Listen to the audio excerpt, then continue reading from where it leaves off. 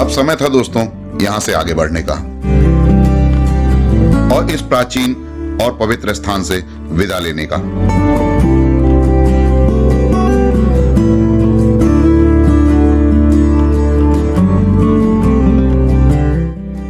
हमारा अगला पड़ाव था दोस्तों ठाड़ा, जो हमारे वापसी के रास्ते में ही पड़ने वाली एक खूबसूरत सी जगह थी।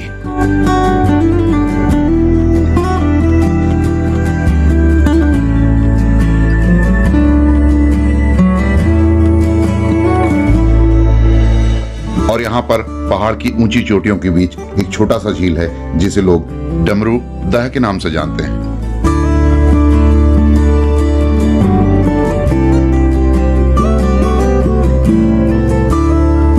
पर यहाँ पर सबसे जरूरी था ठहरने का इंतजाम करना दोस्तों।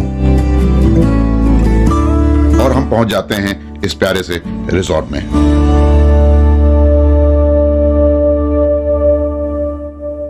दोस्तों तो हम लोग इस समय रूम ले लिया है और रूम आपको मैं दिखाता हूँ। ये एक बार सराउंडिंग में देखिए पहले सामने इसके कैसा है, और ये हम लोगों का रूम है, दिखाता हूँ आपको मैं। शानदार है और बहुत अच्छा है, बहुत अच्छी लोकेशन पे है। कानपुर लखनऊ से लेके इधर आप गोरखपुर तक के या इधर बनारस के भी अगर यहाँ पे आना चाहें, एक शॉर्ट टर्म के लिए हिल स्टेशन देखना चाहें तो ये बहुत शानदार जगह है। आप यहाँ तक आए, एक दो दिन यहाँ गुजारें। आसपास का काफी कुछ घूमने की चीजें हैं, प्राकृतिक झरने और कई प्राचीन गुफाएं, कई ऋषि मुनियों के आश्रम, कई प्राचीन मंदिर, सब कुछ है यहाँ पे। तो अगर आपके पास समय है कि हफ्ते 10 दिन आप रुक सकते हैं इस क्षेत्र में, तो भी आपको घूमने के लिए पर्याप्त जगह मिलेंगी। अगर आपके पास बहुत शॉर्ट टाइम है कि यार सुबह आप वहां से घर से निकलें, दोपहर में यहाँ पहुंचे और घूम घाम के रात में शाम को यहाँ से निकल जाएं, तो भी आप यहाँ आके आराम से घूम के जा सकते हैं दोस्तों। बहुत ही अद्भुत जगह है। सामने की लोकेशन और ये साइड में मेन रोड, ये पूरा इधर सामने पहाड़ियां, और इधर आगे ही जाके आपको वो भी जो डमरूदा बता रहा हूँ, जो तालाब है, जो ताल है, वो वहीं पड़ेगा। इसको छोटा नैनीताल आप कह सकते हो, मिनी नैनीताल। और आइए अब ये रूम को दिखाता हूँ आपको। रूम ऐसे पहाड़ों में इतनी ऊंचाई पर और इतना शानदार लग्जरियस रूम इन्होंने बना रखा है, एक बेहतरीन सुविधाओं के साथ। ये देखिए इन्होंने पानी, और ये देखिए केटल वगैरह, ये मैडम ने तो शुरू कर दिया बनाना भी। ये कह रही है हम तुरंत गर्म पानी पियेंगे। हमने कहा तुरंत ट्राई करो। आइए आपको वॉशरूम दिखा देता हूँ। वॉशरूम भी नीट एंड क्लीन है और बेहतरीन साफ सुथरा, और इसके साथ इन्होंने सोप, ब्रश सब दे रखा है। ये जो क्लीननेस है, जो इन्होंने बेहतरीन एक सिस्टम बना रखा है, बकेट वगैरह, माल वगैरह सब पूरा, डस्टबिन वो भी पॉलीथीन लगा हुआ है।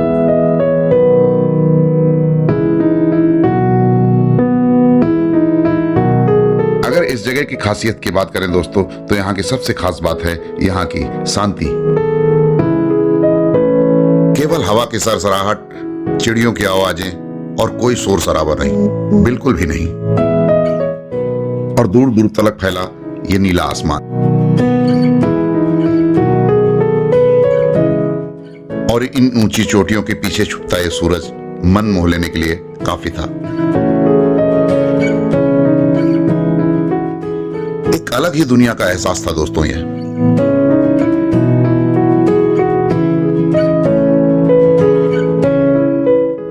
अगली सुबह जब हमारी आंख खुलती है तो सामने सूर्यदेव हमारा इंतजार करते हुए नजर आते हैं। ये बड़ा ही अद्भुत अनुभव था दोस्तों।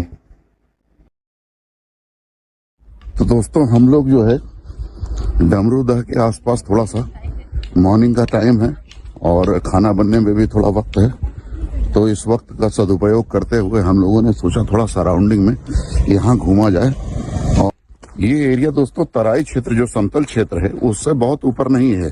जो बढ़नी है, बढ़नी स्टेशन, ये वहां से बहुत दूरी पर नहीं है, लेकिन इसके बाद भी यहाँ मौसम में अच्छा खासा बदलाव इसके बाद भी है।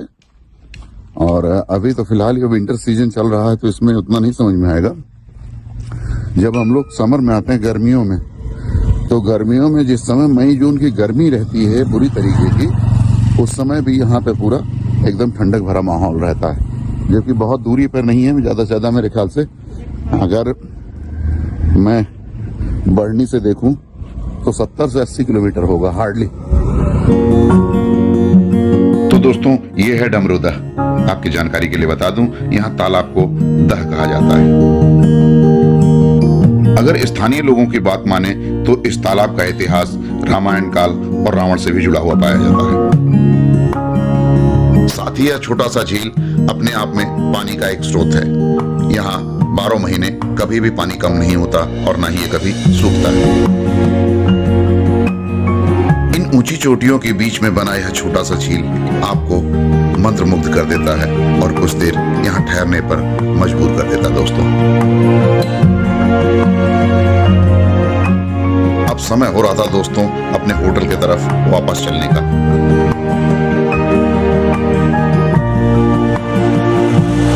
कृष्णानगर से जब आप बढ़नी बॉर्डर जैसे क्रॉस करते हैं वैसे ही कृष्णानगर जो एरिया लगता है नेपाल का, वहां पे बस अड्डा बना हुआ है और वहां से बसें मिल जाती हैं जो सीधे सुपा देवराली टेम्पल तक, अर्गा खांची तक या संधि खरका बोलते हैं, वहां तक के लिए आपको बसें मिलती हैं। अब आप वहां से बस पकड़ के मात्र 500 रुपए नेपाली, जो लगभग 300 रुपए इंडियन के करीब होता है, इस प्राइस में आप वहां से बस पकड़ सकते हैं सीधे सुपा देवराली तक के लिए।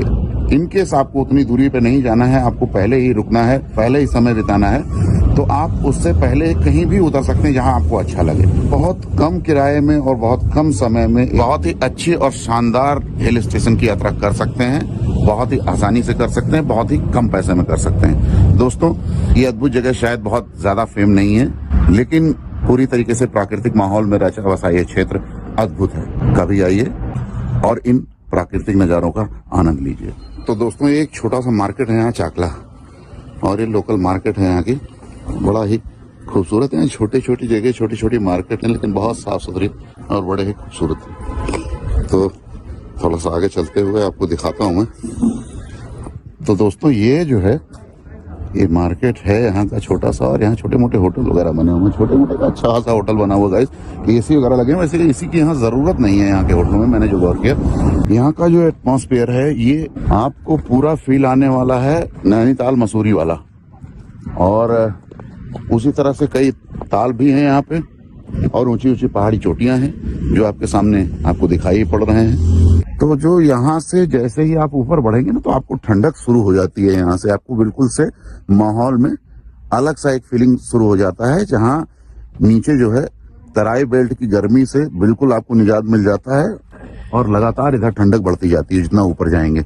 जब आप सुपा देवराली टेम्पल पहुंच जाएंगे तो वहाँ अच्छी खासी ठंडक कड़ाके की, और उससे ऊपर भी अगर आप नरपानी जाते हैं या आप इधर सैंगलिंग बोल के एक झील है उधर जाते हैं, ये ऐसी जगह हैं जो यहाँ अल्टीमेट है गाइस। दूसरी बात, यहाँ पे महर्षि पाणिनि की जो है एक गुफा है जहाँ वो तपस्या करते थे, और आज भी उस क्षेत्र का नाम भी पाणिनि है।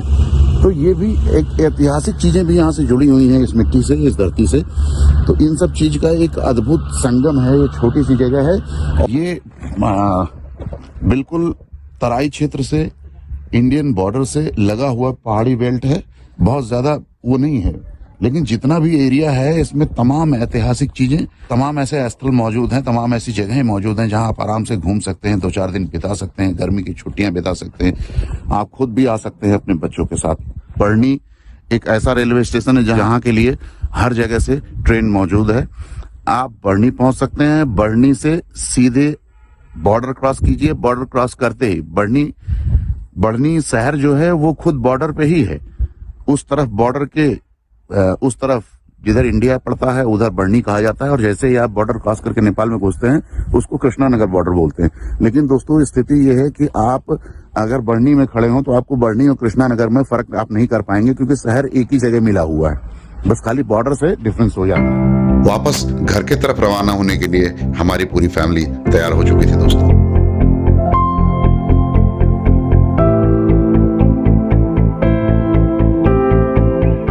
पर अभी काफी कुछ ऐसा है दोस्तों जो आपको दिखाना बाकी रह गया है,